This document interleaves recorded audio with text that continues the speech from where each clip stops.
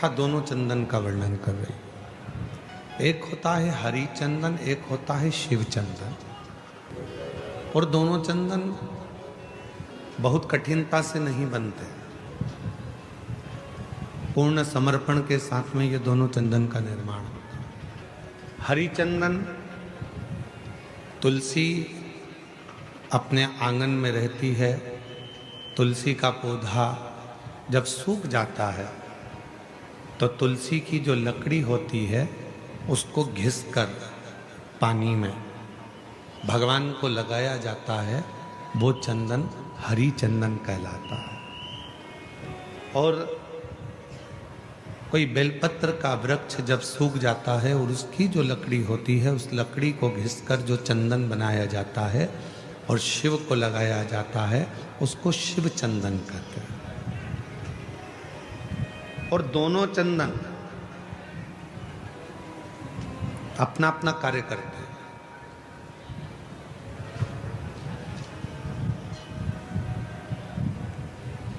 जैसे चंदन लगाते समय 3 उंगली का प्रयोग हम भगवान शिव पर करते हैं। आकार, ओमकार, ओमकार, ये 3 उंगलियों का प्रयोग हम शिव जी पे चंदन लगाते समय करते हैं। शिव चंदन एक ऐसा चंदन, जब कोई बेलपत्र की लकड़ी, कोई बेलपत्र का पेड़ जब सूखता है तो उसकी छोटे से लकड़ी को हम अपने घर में रखकर उसको घिसकर शिव जी को इन 3 उंगलियों से चंदन को लगाते हैं। आकार, ओमकार और मकार, तीनों। पर इन 3 उंगली को जब हम लगाते हैं और 3 उंगली से जब हम त्रिपुंड बाबा का लगाते हैं तो उसमें जो नीचे की उंगली है मकार, जो नीचे की रेखा है मकार, हम जब चंदन लगा रहे हैं तो नीचे नीचे की जो रेखा है, एक कोई फोटो आया है, जैसे ये 3 उंगली से ये चंदन लगा, आकार, ओमकार और ये मकार।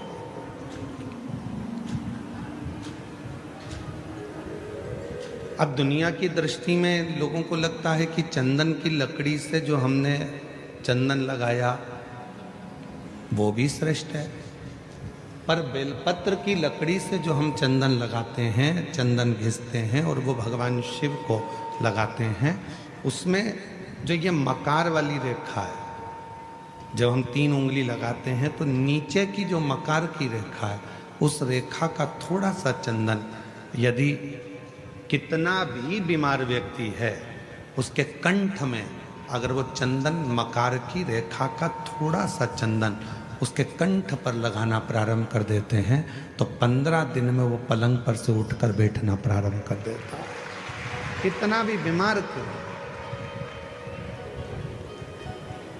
आकार, ओमकार और मकार, 3 रेखाएं हम चंदन की खींचते हैं। जैसे इसमें 3 रेखा खींची, 3 रेखा। एक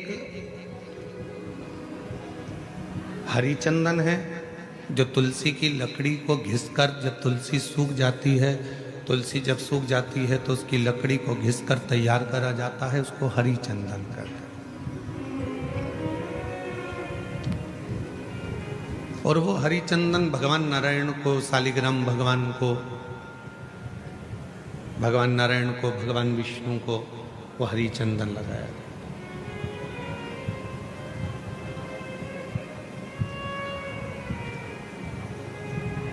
हरि चंदन का लेपन किया जाता है और वो हरि चंदन भी बड़ा काम का है महाराज।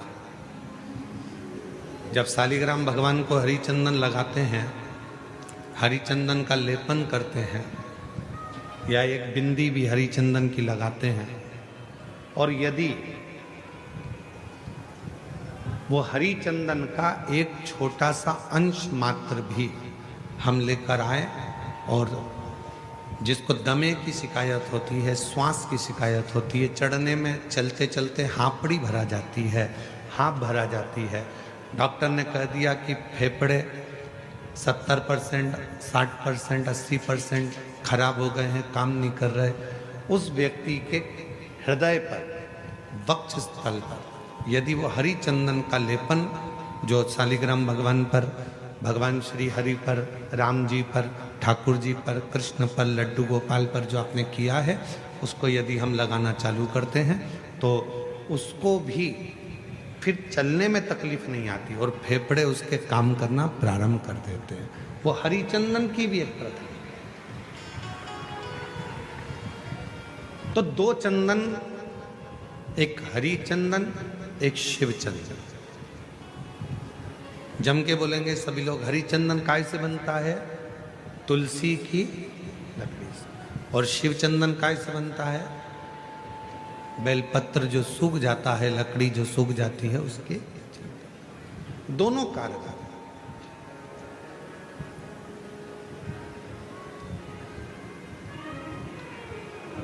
और तेरी पूजन को भगवान बना मन मंदिर, तेरी पूजन को भगवान बना मन मंदिर,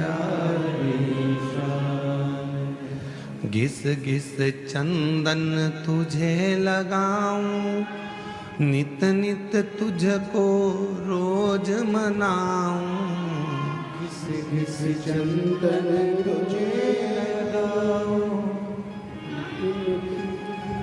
हे भगवान, नित्य तेरे को मैं मनाऊं, घिस घिस चंदन रोज लगाऊं, नित नित भोला तुझे मनाऊं, घिस घिस चंदन रोज लगाऊं, नित नित भोला तुझे मनाऊं, तेरी पूजन को भगवान बना मन मंदिर, तेरी पूजन को भगवान बना मन मंदिर, बना मन मंदिर आलीसा, तेरी पूजन को भगवान बना मन मंदिर आलीसा, तेरी पूजन को भगवान। नित्य पूजन का एक फल। आज सनातन धर्म पर लोग उंगलियां उठाते हैं। आज सनातन धर्म पर लोग आक्षेप लगाते हैं कि तुम पत्थर की पूजन करते हो। आज सनातन धर्म पर लोग उंगलियां उठाते हैं कि तुम मंदिर जाते हो, जल चढ़ाते हो, पत्थर पर जल ढोलते हो। एक एक साइंस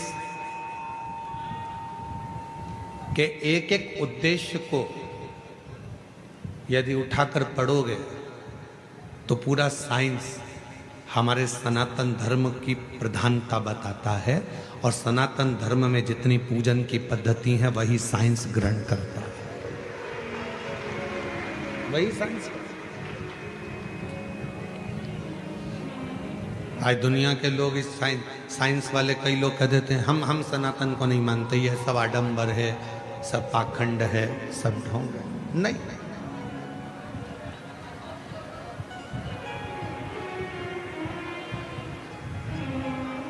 एक समय ऐसा भी आता है, डॉक्टर पूरा इलाज करता है, सारी दवाइयां देता है, सब कुछ करता है, और आखिरी में डॉक्टर भी कह देता है कि मैं पूरी कोशिश कर रहा हूं, अब उसके हाथ में। मतलब डॉक्टर को भी मालूम है कि एक डॉक्टर और बैठा है, वो काल अधिपति महाकाल कहीं ना कहीं बैठकर इस कार्य को कर रहा है। एक और बैठा है।